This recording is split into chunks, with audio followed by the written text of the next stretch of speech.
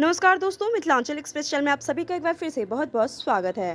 Darbhanga airport पर शुरू होगी नई व्यवस्था। बीमार यात्रियों के लिए एम्बो लिफ्ट की व्यवस्था 100 रुपये ज़्यादा देने होंगे। जी हां दोस्तों, उड़ान योजना के तहत शुरू हुआ दरभंगा एयरपोर्ट रोज अपनी नई नई उपलब्धियों के लिए चर्चे में बना रहता है। उड़ान योजना के तहत दरभंगा एयरपोर्ट लगातार दूसरे साल नंबर 1 पर बना रहा।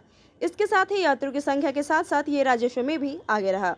2020-21 में इस एयरपोर्ट पर यात्रियों की संख्या 1.53 लाख थी, जो 2021-22 में 6.19 लाख हो गई।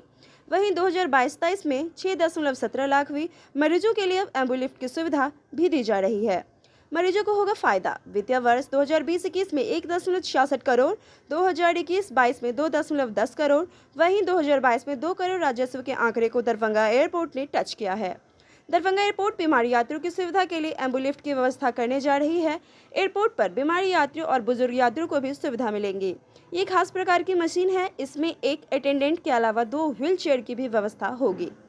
इस सेवा के लिए यात्री को 100 रुपये अधिक देने होंगे। एयरपोर्ट पर कई बार सीरियस मरीज आते हैं जो लाइफ सपोर्ट सिस्टम पर होते हैं।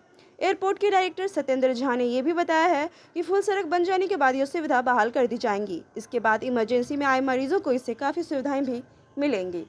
तो दोस्तों, ये था हमारा आज का एयरपोर्ट से रिलेटेड खबर और नवा खबर। फिर मिलते हैं नेक्स्ट वीडियो में एक नए अपडेट के साथ। तब तक के लिए शुक्रिया।